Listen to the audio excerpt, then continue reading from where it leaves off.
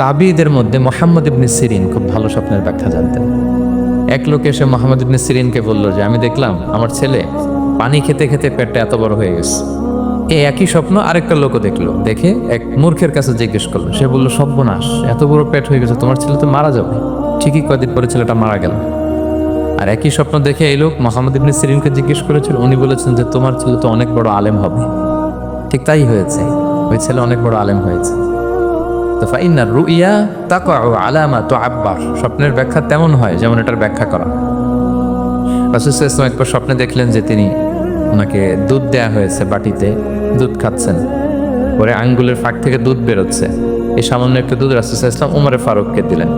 সাহাবারা বললেন, মাযা আউয়ালতা বিহি ইয়া রাসূলুল্লাহ, এটা তাওবিল কি? তখন বললেন, আউয়ালতু বিহি আল ইলম, এটা দিয়ে আমি জ্ঞান বুঝিয়েছি। মানে ওমরে ফারুকের আল্লাহ তাআলা অনেক জ্ঞান দিবে। স্বপ্নে কেউ দুধ খাচ্ছেন, এটা আপনার জ্ঞানের প্রতীক। রাসূল সাল্লাল্লাহু আলাইহি ওয়াসাল্লাম স্বপ্নে দেখলেন লোকজন দাঁড়ানো, কারো গায়ের জামা এতটুকু, কারো এতটুকু, কারো হাঁটু পর্যন্ত, আর ওমরে ফারুক জামা একেবারে টেনে হিঁচড়ে যাচ্ছে। তো সাহাবারা বললেন, মাযা আউয়ালতু বিহি ইয়া রাসূলুল্লাহ, এই স্বপ্নের তাওবিল কি, ব্যাখ্যা কি? রাসূল সাল্লাল্লাহু আলাইহি ওয়াসাল্লাম বললেন, আউয়ালতু বিহি আদ-দীন আত-তাকওয়া, এটা দ্বারা আমি দিনদারি বুঝিয়েছি। মানে ওমরে ফারুকের দিনদারি অনেক বেশি। স্বপ্নে কেউ ছোট জামা দেখলে তার দিনদারি কমতেছে, এটার একটা আলাম। তো এই জন্য হুট করে স্বপ্নের কথা কাউকে শেয়ার করতে নেই।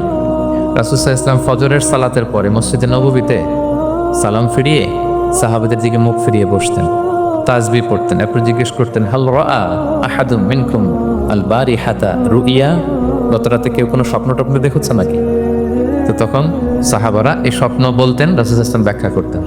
সুবহানাল্লাহ, কত সৌভাগ্যবান ছিলেন তারা। তাহলে স্বপ্ন বলা যাবে নাকি কাউকে?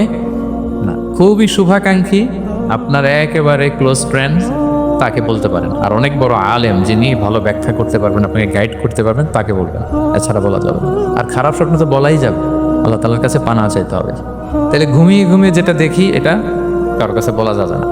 আর যেটা পাওয়ার আকাঙ্ক্ষা মানুষকে ঘুমাতে দেয় না, ওইটাও একটা স্বপ্ন। বলে না যে আমার জীবনের স্বপ্ন আমি এটা করব, এটাও স্বপ্ন। এই ভিশনও শেয়ার করা যাবে না কারোর সাথে। আপনারা তো ব্যবসায়ী মানুষ, টিপস শিখাই দেয় কিছু। বিশাল বড় একটা কিছু প্রজেক্ট নিছেন, শুরু করার আগে আপনি বলে ফেলছেন, শেষ, আর এটা হবে না। দেখবেন যে এখান থেকে কনস্পিরেসি, ওইখান থেকে শত্রুতা, ওইদিকে এটা করছে ওইটা করছে, আপনি আর আগাতেই পারবেন না। দুঃখজনক হলেও সত্য, আমরা বাংলাদেশিরা তো এগুলোতে অভ্যস্ত। সবার মধ্যে কম বেশি জেলাসি কাজ করে ন্যাচারালি, আমাদের বাংলাদেশিদের এটা আরো বেশি।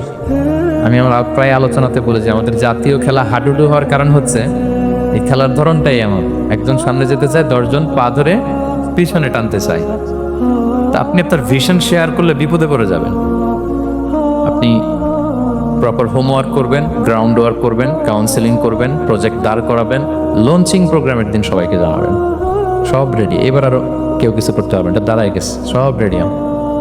লঞ্চিং জাস্ট একটা ফর্মালিটিস, তারপরে আমার কাজ শুরু হবে। কিন্তু আপনি আগেই যদি সবাইকে জানায় ফেলেন, হবে এটা স্বপ্ন শেয়ার